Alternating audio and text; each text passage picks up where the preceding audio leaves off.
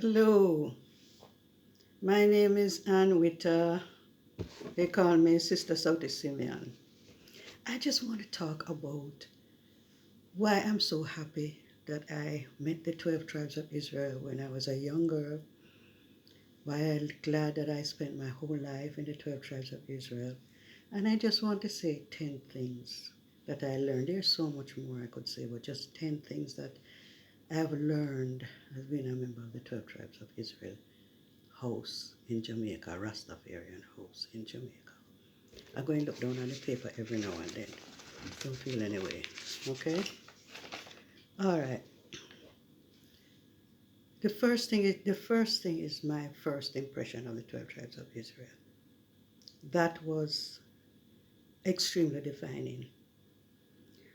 I actually was invited by some brethren I knew from the university to go to a meeting in Davis Lane. That was in 1973. Trust me. I went to Catholic school.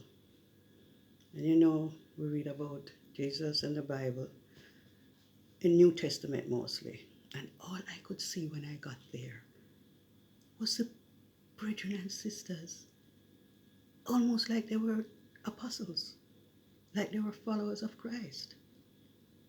The brethren were on this stage and they were talking. And the amount of teaching about Ethiopia, about the war, about the 12 tribes, about things that were just boggling my mind. The singing was so heartfelt. The prophet came and he spoke to us more about the administration, what changes are going to be taking place in the 12 tribes of Israel and so on. I was really, really literally in a dream. So when I came home, I was determined that I'm going to start reading the Bible. Because the first tenet that we were taught was read your Bible a chapter a day. If you read the Bible a chapter a day, it takes 3.5 years. And I guarantee you read it that way, you are a university graduate in the Bible. And in a lot of other things too, because at the end of it you learn so much. What also you learn is that you have to read it again, because every single time you read it, there's things in there that you didn't even see, connections that you didn't make. Because by reading it just like a book, you see the beginning you see Christ's work in the Old Testament, why he did it, the whole idea of the work of the 12 tribes of Israel. Creation even. That was an eye-opener. And I will say, okay, the next point the thing that also impressed me really much with the 12 tribes of Israel is that, and I'm going to explain this later, but I just tell you the impact that it came on me. It says, you are a part of a body of people. The body would be like the body of Christ. Each one represents a part of the body. So the eyes cannot say it has no more use of the hands. The eyes cannot function without the hands. So as a body of people, we need each other. Everybody has their work. Everybody has their place in this body. I thought that was the most amazing way to unite people, because basically to qualify, all you have to do is be born and to accept yourself as a spiritual member of the house of Israel. I was born in May, the 12th of May. That made me from the tribe of Simeon, and I will explain that later. Right? As a Simeon, my strength is in my hearing.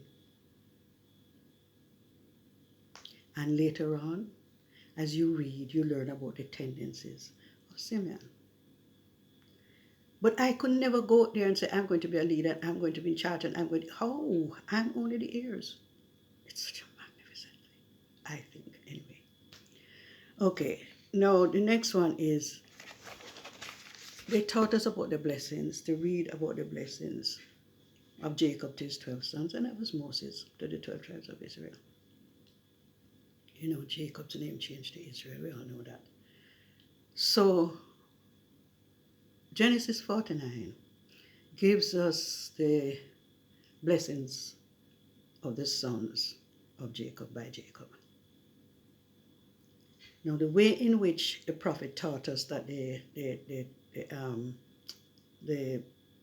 sons were born is the way in which we assign tribes to the various months, because each month represents a tribe. I'm going to tell you why. I'm going to tell you how. In April is the beginning of the biblical year. April is the first month of the year. April, Reuben was born. Now, if you read Reuben, you will see that Reuben's blessing, you will see that his mother called him Reuben because she said, God has seen my affliction or whatever. I don't remember the exact words. You can go and read it. And therefore, seeing is the strength of Reuben. That's just an example. And as we go through each of the tribes, Simeon is the hearing, Levi is the breath, and Levi is also the priest. Judah is the heart. Isrsel is the hands. Zebulun is the stomach. Dan is the back. Gad is the reproductive organs. Asher is the thigh. Naphtali are the knees. Joseph is the leg, and Benjamin is the foot. And then never forget Sister Dinah, who is representing the female side of Israel. It's a lot to teach, but it's a concept. It's a concept that I think is just magnificent. In other words, it speaks to me, and this is why I totally love that I met the 12 tribes of Israel, that I became a part. And then now it also teaches you by reading the various tendencies based on the blessings of both Jacob and Moses to the 12 tribes of Israel. It teaches you how to deal with each other. In other words, they say Naphtali is a hind let loose. Those are people born in January. A hind let loose, but they give goodly words. When you deal with a Naphtali, you're trying to tell them to stay one place, trying to pull them together and hold them in, it's not going to work. They like freedom, they like to move. So it kind of gives you an idea of how to deal with each other, but these are only tendencies. They are only tendencies. There are a lot of factors that goes into the personality of man, but these are tendencies. We're not going to go into how the whole thing goes. There are so many people know how each month and the tribes. I'm not going to go into that. But at least it helps, which it helped me even when raising my children. Because each one of them, according to their tribe, is how I really, try to approach them, right? The other thing I learned is that His Majesty sits on David's throne, Now, if you're a Bible reader and you're reading through the Bible, you buck up David. And you know God loved David. And you know David was a character in himself, but he was a faithful servant, a fabulous musician, and a wonderful king. With faults, but he was a wonderful king, and God loved him.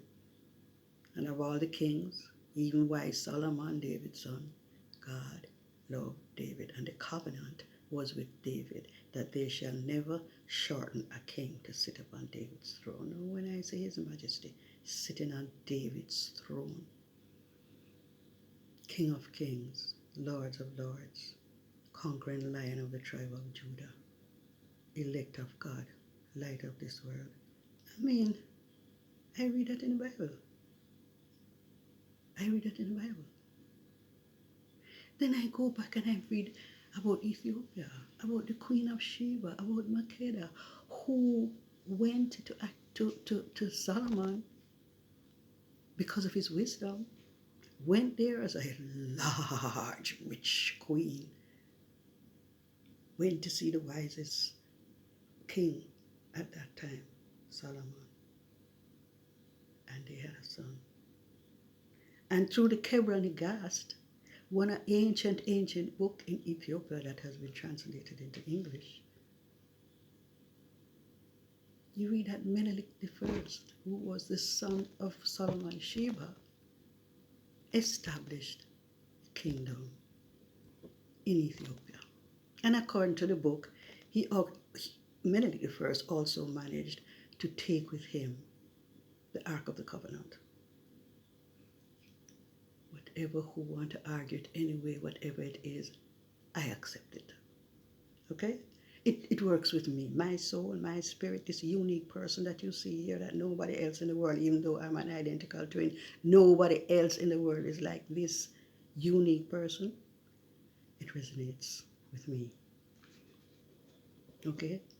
Then when I look at His Majesty, even not on the spiritual, not on the biblical, just His Majesty himself. I mean, I've read his speeches. He has a whole book on his speeches about every single thing from agriculture to modernization to education. It is just like a blueprint for how to run a government.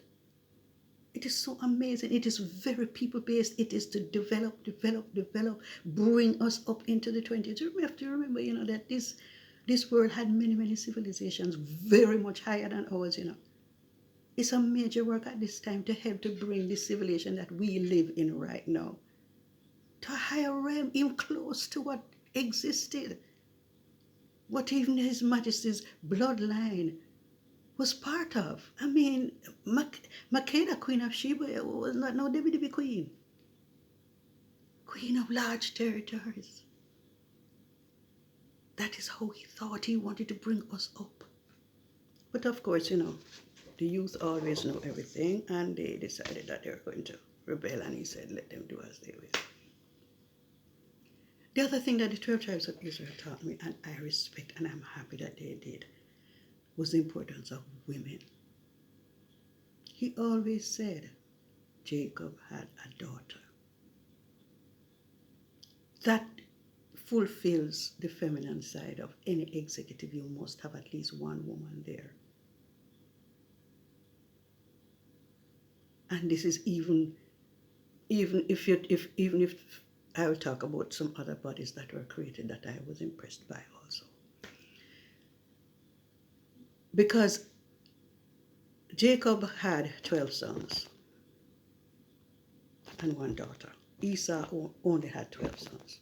He didn't have that daughter. So that feminine piece of understanding women, living with women, when you live with your sister is a different thing than when you just, how you treat women out on the road is, the kind of idea of your sister, that love for that part of your body, because it's a fulfillment of creation.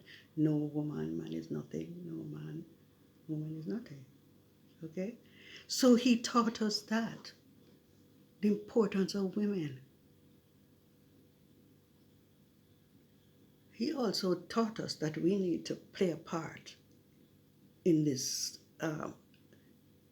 movement. I mean, strong part. I never forget the day when our prophet told us, Vernon Carrington, Brother Gad, if I had not mentioned to you about our beloved prophet, he said to us one day we were having a dance. It was the heart of the real, bad wars in Jamaica, political wars.